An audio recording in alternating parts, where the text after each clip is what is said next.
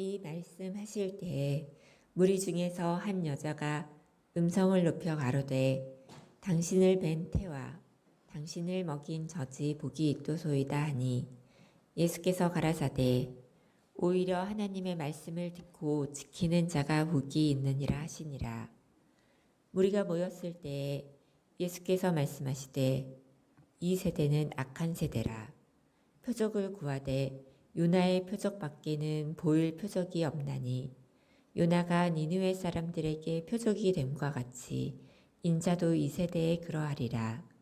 심판 때에 남방 여왕이 일어나 이 세대 사람을 정죄하리니 이는 그가 솔로몬의 지혜로운 말을 들으려고 땅끝에서 왔음이어니와 솔로몬보다 더 큰 이가 여기 있으며 심판 때에 니느웨 사람들이 일어나 이 세대 사람을 정죄하리니 이는 그들이 요나의 전도를 듣고 회개하였음이어니와 요나보다 더 큰 이가 여기 있느니라. 누구든지 등불을 켜서 음속에나 말 아래 두지 아니하고 등경 위에 두나니 이는 들어가는 자로 그 빛을 보게 하려 함이니라. 내 몸의 등불은 눈이라. 내 눈이 성하면 온 몸이 밝을 것이요 만일 나쁘면 내 몸도 어두우리라. 그러므로 내 속에 있는 빛이 어둡지 아니한가 보라. 내 온몸이 밝아 조금도 어두운 데가 없으면 등불의 광선이 너를 비출 때와 같이 온전히 밝으리라 하시니라. 아멘. 하나님의 말씀입니다. 기도하겠습니다. 주님, 생명의 말씀을 우리에게 허락하소서. 하여 그 생명이 우리의 내면을 밝게, 그래서 바르게 보고 바르게 선택하고 또 바르게 살아가는 그 출발의 시간이 되도록 이 시간 성령께서 우리를 인도하여 주십시오. 예수님의 이름으로 기도합니다. 아멘.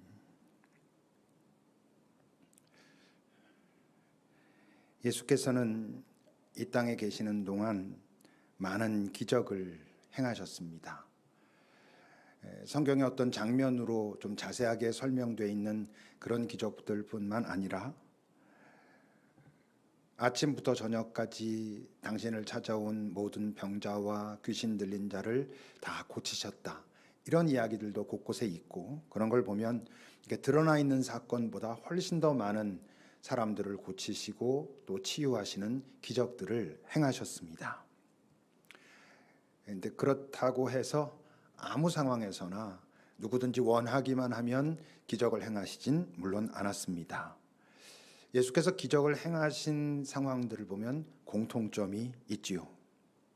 그건 그 사람이 또는 그 그룹이 가지고 있는 너무나도 힘겨운 그리고 절망적인, 그럼에도 자기 스스로는 도저히 해결할 수 없는 그런 상황에서 예수님께서 그 기적을 행하셨고, 그랬기 때문에 그 기적을 행하실 때마다 그분의 마음은 안타깝고 불쌍하고 속상한 그런 마음으로 그 일을 행하셨습니다. 근데 이제 그러시면서도 항상 경계하셨던 것이 있죠. 그건 뭐냐 하면 당신이 오신 목적이 그러한 현실의 개선 자체는 아니라는 것. 그 힘들고 아프고 절망적인 사람을 고치고 위로하고 일으키시는 게 진심이셨지만 이 땅의 그런 현실들을 하나씩 하나씩 찾아다니면서 다 고치는 게 그것이 예수님이 이 땅에 오신 목적이 아니라는 것. 그것으로만은 해결될 수 없는 더 본질적인 문제를 해결하러 이 땅에 오셨노라고 말씀하셨습니다. 그래서 요한복음은 예수님의 기적을 특별히 표적, 사인이라고 표현하고 있습니다. 기적이 표적이 된다는 것은 그 기적 속에 담긴 의미를 말하고 있다, 이런 뜻입니다. 다시 말하면 예수께서 어떤 기적을 일으키신 것은 단순히 그 사람을 고치는 그것도 있지만 그것을 통해서 하나님의 나라의 예표를, 하나님의 나라는 어떤 나라인가를 보이시고, 또 하나는 그 기적을 일으키시는 그분이 도대체 누구인가를 나타내는 증거로서 그 기적들을 나타내셨다라는 의미인 것이죠. 이제 그랬음에도 불구하고 사람들의 관심은 여전히 문제 해결, 내 그 현실의 개선, 이게 해결돼야 된다라고, 이게 전부라고, 이게 가장 중요하다라고 다들 생각을 했습니다. 그러다 보니 결국 예수를 배척하게 된 그 사람들이 가지게 된 가장 중요한 이유도 결국 뭐였냐 하면 내 문제를 해결해 주시지 않는다고, 그럴 능력이 있을 줄 알았는데 그런 능력이 없다고, 더 이상 그런 데 관심이 없는 듯하다고, 어쩌면 그런 능력도 이제는 다 없어진 것 같다고 하는 것이 바로 예수를 배척하고 등을 돌리게 된 이유가, 결정적인 이유가 되었습니다. 어떻게 생각해 보면 좀 이상하다 생각할 수 있는 게, 그 중에는 그 예수의 기적을 경험한 사람들, 당사자들도 있었거든요. 자기의 어떤 병이든 귀신 들림이든 아니면 굉장히 곤혹스러운 상황에서든 건져주신 그런 기적을 경험한 사람들도 예수를 배척하고 나중에 죽이고자 하는데 꽤 많이들 동참했었단 말입니다. 얼마나 적극적이었는가 하는 것은 둘째치더라도 그들 중에 참 많은 사람들이 예수를 떠나게 되었습니다. 왜 그렇습니까? 기적이라는 것이 그의 지금 가장 급한 그 문제를 해결해 주는 놀라운 사건이긴 하지만, 그 기적 한 번을 경험했다고 해서 그 사람들의 삶에 더 이상 아무 문제도 발생하지 않는 건 절대 아니거든요. 이 세상은 뭐 이것만 해결되면 이젠 난 정말 살 것 같아 라고 하는 상황이 있었음에도 불구하고 그것이 해결되면 정말 괜찮을 듯하다 얼마 가지 않아 또 다른 문제를 만나거든요. 우리에게 가장 큰 문제가 뭡니까? 지금 당하고 있는 문제가 가장 큰 문제고, 이 땅을 사는 동안 그 문제는 계속됩니다. 그러니까 기적을 경험했어도 그 기적을 통해서 그 기적을 일으키는 주체, 그 주체를 제대로 만나지 못하면, 기적의 주체를 만난다는 게 표적을 경험한다는 것과 같죠. 단순한 기적을 넘어 그 기적의 의미를 알게 된다는 거니까, 그 표적을 경험하지 못하면 기적 자체로는 이 세상이 변화되지 않습니다. 왜? 말씀드린 것처럼 이 세상은 훼손된 세상이고 여전히 악이 존재하는 세상이기 때문에 우리의 삶의 문제는 계속되거든요. 이 땅에 살아있는 한 고통과 아픔은 계속되거든요. 예수님이 이제 그걸 아신 거죠, 당연히.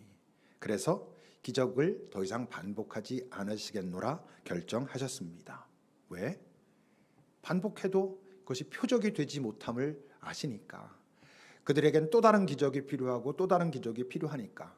뭐 그들이 나빠서라기보다 이 땅의 삶의 현실이 그렇고 그 사람 한 명 한 명이 다 연약하고 무력하니까 계속 그런 문제를 가질 수밖에 없고, 그러니까 그 문제에 다 집착하고 있다는 것을 아셨기 때문에 그렇습니다. 물론 기적을 요구했던 사람들은 그렇게 절박한 사람들만 있지는 않았습니다. 기적을 요구했던 사람들 중에는 예수를 시험하려 했던 사람들, 다시 말해서 예수를 거부하는 것이 목적인 사람들이 예수를 시험하려고 기적을 요구하기도 했었고, 물론 예수님께서는 그것을 아시고 그들의 요구에 응하지 않으셨지만, 그들은 왜 그랬을까요?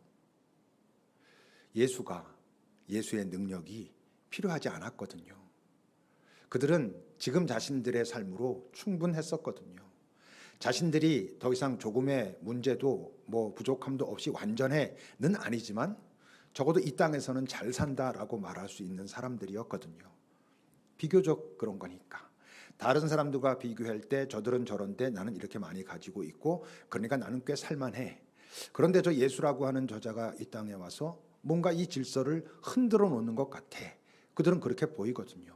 그러니까 뭔가가 필요해서 예수의 기적이 필요한 것이 아니라 예수를 깎아내리려고, 예수를 비하하려고, 더 나아가서 예수를 제거하려고 그에게 뭔가를 자꾸 요구했습니다. 어떤 의도를 가지고? 네가 어떤 기적을 일으켜도 우리는 그것을 표적으로 인정하진 않을 거야.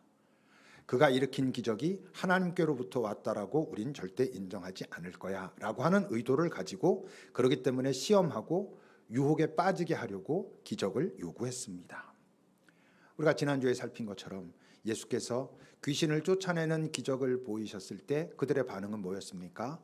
귀신이 쫓겨나갔지만 하나님의 손을 힘입어 그의 능력으로, 그가 보내신 사람이기 때문에 저런 일을 하는 게 아니고 바알세불, 귀신의 왕, 그의 힘을 얻어가지고 저러고 있어. 이렇게 말했지 않습니까? 그러니 어떠냐 하면 그냥 살만한 사람들, 예수가 필요 없는 사람들은 물론이고 절박한 자들, 정말 이 문제만 해결되면 내가 살 것 같은데 라고 했던 그 사람들에게조차도 그 어떤 한 번의 기적은 그들의 인생의 전환점이 되지 못했습니다. 또 다른 문제가 발생하고 또 다른 문제가 발생하고 그렇기 때문에 또 다른 기적이 필요한 사람들이었기 때문에 그렇죠. 그러니까 기적을 경험해도 그 기적은 그들에게 표적이, 그 기적을 일으킨 분이 누구인지, 저가 지금 보이고 있는 이 기적이 도대체 무엇을 보이고자 하는 것인지에 대해서 관심이 없었다는 것입니다. 그렇다면 이제 예수님은 헛수고를 한 것일까? 뭐 진심으로 사랑하고 안타까워서 그 일을 했지만 결국은 아무 소용도 없게 되는 그냥 헛수고를 하신 것일까? 그럴 일은 없지요. 예수께서 행하셨던 그 모든 기적이 그들은 그거 한 번만으로 만족하지 못하고 또 하다가 다 예수를 떠나가고 배척하기도 했지만 예수께서 행하셨던 그 모든 기적이 다 의미를 찾게 되는, 의미를 갖게 되는, 다른 말로 하면 표적이 되는 이제 그런 순간이 있지요. 그게 언제입니까? 예수의 부활입니다. 예수의 부활은 이전에 예수께서 사람들에게 행하셨던 기적과는 차원이 다른 이 땅의 가장 큰 권세라고 하는 죽음이라고 하는 그 권세를 깨뜨린 하나님의 생명을 가진 자임을 나타내는 표적이었고, 그 표적은 이전에 예수께서 행하셨던 그 모든 그 기적들을, 그들은 한 번으로 끝났고 더 이상 뭐 또 반복되지 않으면 소용없어라고 했던 그 모든 기적들을 표적이 되게 하는 그런 사건이 됩니다. 그래서 이제 예수님께서 그렇게 말씀하시죠. 29절입니다. 무리가 모였을 때 예수께서 말씀하시되 이 세대는 악한 세대라. 표적을 구하지만 요나의 표적밖에는 보일 표적이 없다. 요나의 표적이 뭐라 했습니까? 요나가 하나님의 명령에 불순종하고 니느웨에 가서 복음을 전하라 그랬는데, 회개를 선포하라 그랬는데 싫다 그러고 도망가 가지고 이제 고래 뱃속에서 사흘 동안 이제 고래한테 먹혀 가지고 있지 않았습니까? 이제 그 사건을 의미하는 것이고, 이 이야기는 예수님의 부활을 비유하는 것입니다. 그러니까 지금 이 말씀은 그런 뜻이죠. 너희들이 지금 계속 기적을 또 일으키라 하지만 표적이 될 때까지, 우리가 그것을 인정할 때까지 계속 하라 하지만 너희들이 이 기적의 반복으로는 결국 내가 누군지, 하나님의 나라가 무엇인지 알 수 없을 것이고, 부활을 경험하고 나야 너희들이 이제 비로소 알게 될 것이다 라고 말씀하신 거죠. 다른 말로 하면 너희들이 부활을 경험하기 전에 나를 통해서 원하는 그 기적들은 순간적인 만족이 될 수는 있지만 네 존재의 전환점이 될 수는 없을 거야. 내가 일으키는 기적이 누군가에게는 난 괜찮아 라고 하는 자들에게는 위협이 될 수 있을지는 모르지만 그것을 통해 가지고 너희들이 뭔가를 정말 깨닫고 삶의 전환점으로, 다시 말해서 표적으로 만들 수는 없을 거야 라고 말씀하신 거고, 거기엔 어떤 뭐 이해랄까 그럴 수 있어 랄까가 있냐 하면, 그러니까 너희들이 부활을 경험하기 전엔 지금 계속 기적을 요구하고 그것 때문에 헉헉대고 그 기적만 가지고 너희들의 삶의 어떤 전환점으로 삼기는 어려울 수 있다는 것을 내가 인정한다, 이런 의미도 담겨 있습니다. 그런데 이제 30절입니다. 요나가 니느웨 사람들에게 표적이 됨과 같이 인자도 이 세대에 그러하리라.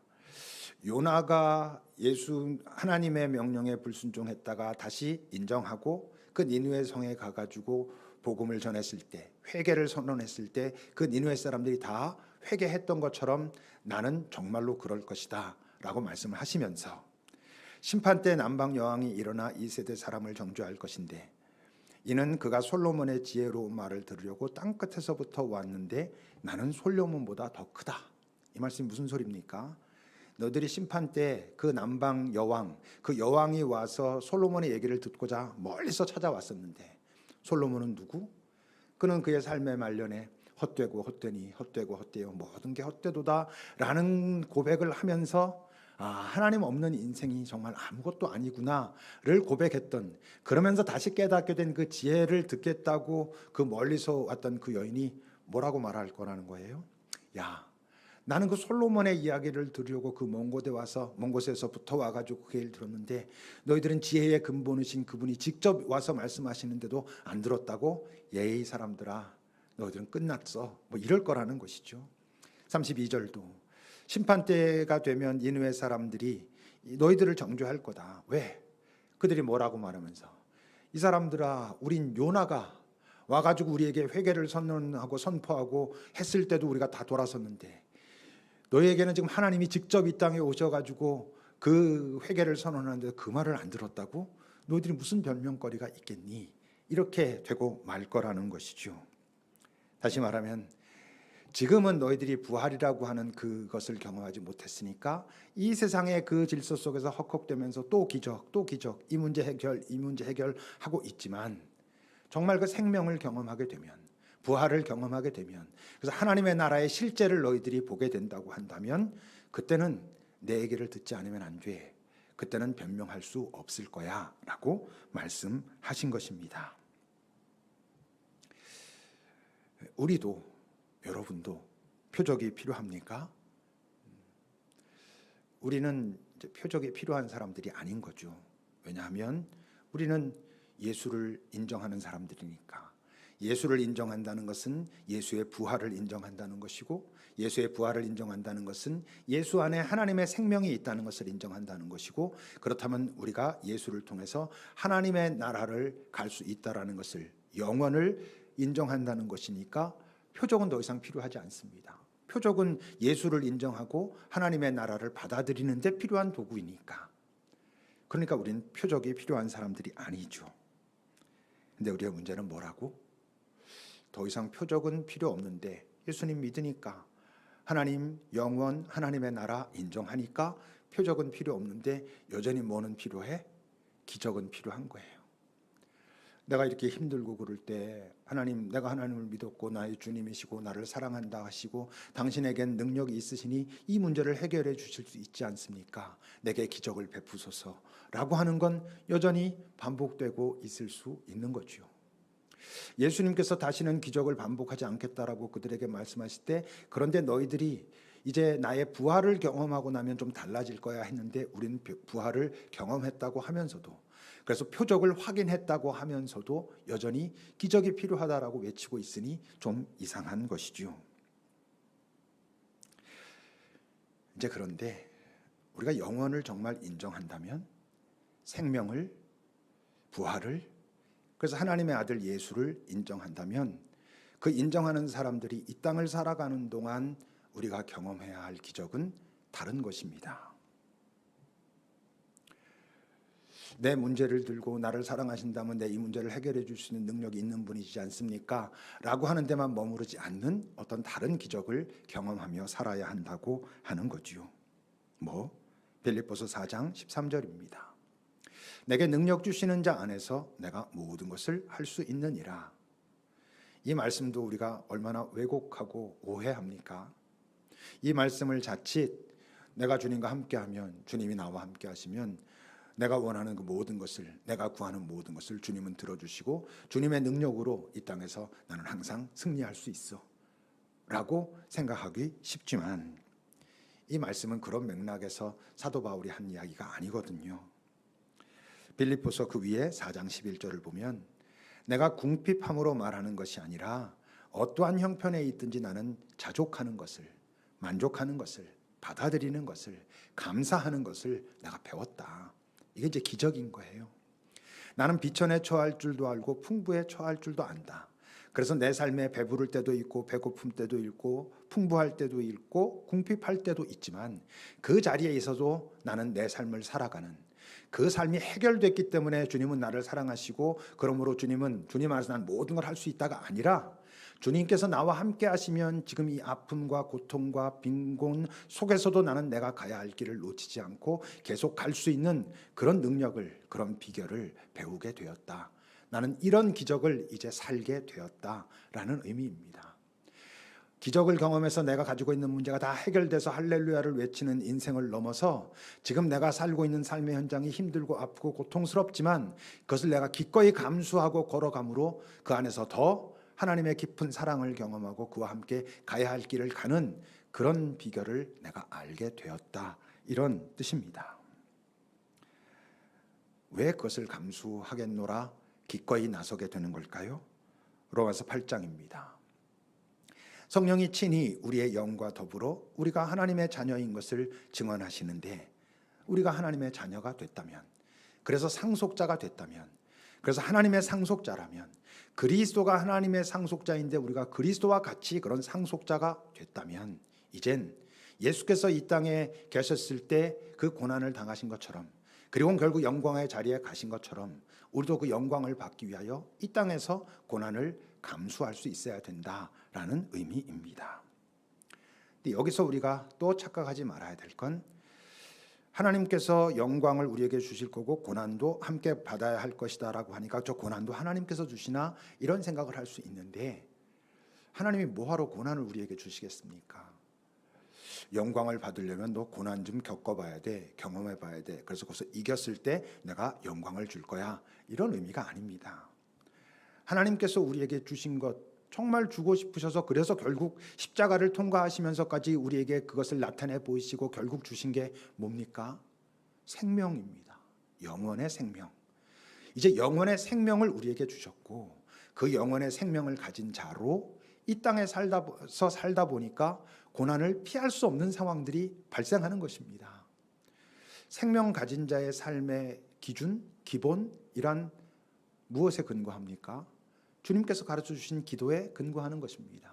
네가 이제 나의 제자가 되었고 하나님의 자녀가 되었고 생명 가진 자가 되었다면 이 땅에 사는 동안 이것을 구하고 이렇게 살아야 돼, 말씀하신 거거든요. 근데 여러분, 내가 생명 가진 자가 돼서 하나님의 나라가 임하소서라고 기도하기 때문에 내 나라를 어느 순간 포기해야 되고, 아버지의 뜻이 이루어지기를 원합니다라고 하기 때문에 내 뜻을 포기하고, 아버지의 명예가 높아지기를 원합니다라고 기도하기 때문에 그것을 위해서 내가 거룩함을 지키기 위하여 많은 것들을 희생하고 노력하고 애쓰고, 오늘 우리의 양식을 위하여 내가 내일 비축해 놓은, 내일을 위해서 비축해 놓은 것을 기꺼이 나누게 되고, 화해를, 용서를, 시험을 거부하는 삶을 사는 게 현실에서 쉬운 일이 아니거든요. 고난으로 나타날 수도 있고, 희생으로 나타날 수도 있고, 포기로 나타날 수도 있고, 여러 어려움으로 틀림없이 나타날 수 있을 만한 것이거든요. 왜? 그 고난을 하나님이 주셔서? 아니, 하나님은 내게 생명을 주셨는데 이 땅에서 그 생명 가진 자로 살려고 하다 보니까 그 기준을 살기 위해서 애쓰다 보니 그 고난을 피할 수 없을 때가 있는 거죠. 그러면 그 고난을 받으면 이 세상에 다른 사람들이 받는 고난은 경험 안 하나? 그 주기도문적인 삶을 살면 교통사고도 안 나고, 이렇게 홍수가 나도 우리 집엔 물이 안 들어오고, 사업도 잘 되고, 뭐 병도 안 나고, 뭐 대학도 잘 들어가고, 뭐 모든 게 다 잘 되고, 그럴 리가요. 이 땅에 사는 한 우린 이 땅, 이 훼손된 땅이 가지고 있는, 끊임없이 일으키고 있는 문제를 피할 수 없습니다. 그 문제도 여전히 같이 가지고 사는데 더해서 뭐? 주기도문에 합치된 삶을 살라고 하니까 생명 가진 자이기 때문에 겪어야 할 고난이 또 있는 거예요. 그러니 여러분, 이 땅에서 예수 믿는 자로 산다는 건, 와, 이제 예수 믿었더니 내 모든 문제가 사라지고 내가 원하는 것들, 그동안 되지 않던 것들이 다 돼가지고 사람들이 나를 부러워하고 이런 삶이 되는 게 아니고, 오히려 생명 가진 자로 이 훼손된 땅, 생명 없는 땅, 생명을 거부하는 땅, 생명을 받은 사람을 싫어하는 땅을 살다 보니 고난을 여러분 받을 수밖에 없는 것이죠. 이 말씀을 같이 나눈 우리들 모두가 어느 만큼 다 동의할 거라 생각합니다. 맞다. 예수를 믿으면 모든 게 잘 풀리고 잘 된다, 잘만 믿으면 잘 된다라고 하면 전도가 필요 없죠. 뭐 맛집이 저 산속에 있어도 사람들이 저기 맛집이래 그럼 막 찾아가는 것처럼, 교회만 잘 다니고 예수만 잘 믿으면 이 세상 모든 일이 잘 풀려. 그럼 뭘 전도하겠습니까? 우리가 그 살고 있으면 사람들이 다 찾아오겠죠. 근데 그렇지 않은 것입니다. 그래서 우리가 이 땅에서 예수 믿는 자로 살아내는 그 노력과 애씀을 해야 되는 것이죠. 여러분, 알면서도 우리가 그렇게 잘 못 사는 이유는 도대체 뭘까?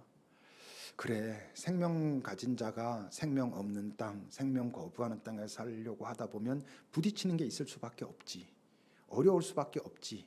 라는 걸 인정하면서도 막상 그렇게 살기 힘든 이유는 머리로는 아는데 잘 안 보여서. 사실 보이는데 뭐만 보이냐면 이 땅에 있는 것들만 보여서. 이렇게 하면 잘 산다고 말하고, 이렇게 하면 좋을 것 같고, 이렇게 하면 내가 만족될 것 같고, 이렇게 하면 사람들이 나를 두려워할 것 같고, 이렇게 하면 사람들이 나를 환호할 것 같고 하는 것들만 보이니까, 주변에 있는 사람들은 그렇게 살면서 내가 잘 살잖아 라고 다가오니까 그것밖에 안 보이니까 왜 정말 더 중요한 영혼과 관계된 것들이 잘 보이질 않을까요? 본문 34절입니다. 내 몸의 등불은 눈이다. 네 눈이 성하면 온 몸이 밝을 것이고 만일 네 눈이 나쁘다면 내 몸도 어두리라. 이 말의 의미는 이런 뜻입니다. 네 몸이 밝다면, 네 내면이, 네 존재가 밝은 존재라면 네 눈이 밝아서 정확하게 잘 볼 수 있을 거야. 네가 지금 보고 있는 것이 이 땅의 것, 다른 말로 하면 어두움밖에 없다면 네 내면이, 네 존재가 어둡기 때문이야. 네 안에 빛이 있으면, 네 안에 밝음이 있으면 내 눈도 밝아서 정확하게 보고 이게 이거구나 라고 생각하기 때문에 힘들지만 기꺼이 그 길을 갈 텐데 안 보이니까, 이 땅에서 볼 때 더 좋은 것만 내 눈에 보이니까. 여러분, 그러면 어떻게 해야 우리 안에 밝아집니까? 요한복음 1장입니다. 그 안에 예수입니다. 예수님 안에 생명이 있었다. 이 생명은 사람들의 빛이다. 예수 안에 있던 그 생명, 영원의 생명, 죽음은 이겨낼 수 없었던 그 온전한 생명, 그 생명이 예수 안에 있었는데 그 생명이 사람들의 빛이다. 그러니까 우리의 존재가 밝아지려면 그 생명이 우리 안에 있어야 하는 것이죠. 우리 안에 그 생명으로 충만할 때 우리 존재가 밝고, 우리 존재가 밝으면 우리 눈이 밝아져서 이 땅 어두워만 보이는, 아니 어쩌면 나를 유혹하는 것들이 많은 것으로만 보이는 이 세상에서 정말 중요한 것, 정말 중요하다는 것은 영혼과 닿아 있는 것, 하나님의 생명과 닿아 있는 것들이 보이고, 때로 쉽지 않겠지만 기꺼이 이걸 감당하는 그런 삶을 살 수 있다는 거고, 여러분, 생명으로 충만하다는 게 다른 말로 하면 성령으로 충만하다는 것이죠.